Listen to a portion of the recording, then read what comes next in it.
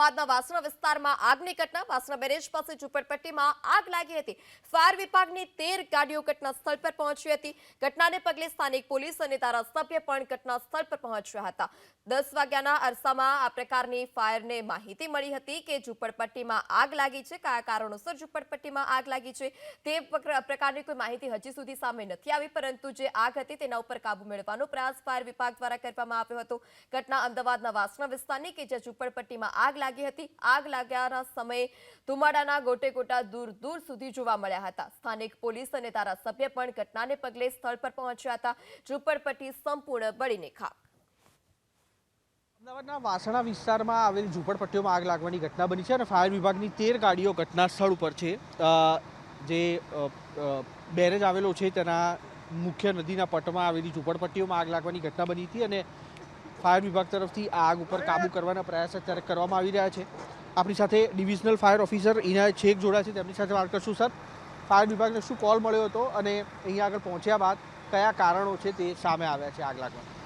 લગભગ 10:30ની આસપાસ આ વાસણા જે સ્લમ વિસ્તાર છે, આ બાજુ ગાર્બેજ કલેક્શન વિસ્તાર છે, નદીના પટમાં છે અને ત્યાં આગળ આ ઝૂંપડપટ્ટી હતી જેની અંદર આગ લાગી છે. એનો બનાવ કોલ આ ફાયર બ્રિગેડને મળ્યો હતો. આગની તીવ્રતા હતી ખૂબ જ, કેમ કે ધુમાડા ખૂબ દૂરથી જોવાતા હતા અને ફાયર બ્રિગેડ એટલા માટે તાત્કાલિક લગભગ 8 ફાયર વ્હીકલ ગજરાજ અને ફાયર ઓફિસર સહિતનો સ્ટાફ તાત્કાલિક અહીં દોડી આવ્યો હતો. લગભગ 1 કલાકની અંદર આગ કંટ્રોલ કરી લેવામાં આવી છે. અંદાજે લગભગ 40 થી 45 ઝૂંપડા આગથી નુકસાન પામ્યા છે અને બીજા લગભગ 15 થી 20 ઝૂંપડાઓ બચાવી લેવામાં આવ્યા છે.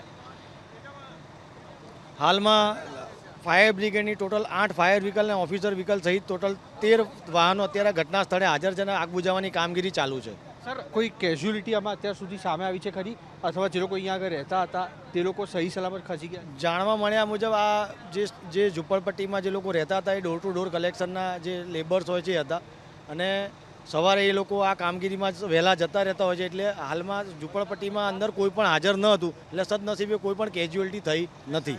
સદનસીબે સવારે બાળકો બધા આંગણવાડીમાં જતા રહેતા હોય છે, એટલે બાળકો કોઈ હાજર હતા નહીં અને કામ કરવાવાળા લોકો પોતાના કામ પર જતા રહ્યા હતા, એટલે કોઈ પણ પ્રકારની જાનહાનિ થઈ નથી. અમને જાણ થતાં તુરંત જ આવતા અમારું વાસણા વોર્ડનું તંત્ર એ પણ સક્રિય થઈ ગયું હતું. પતરાની કે બધી બોર્ડર બાંધેલી હતી.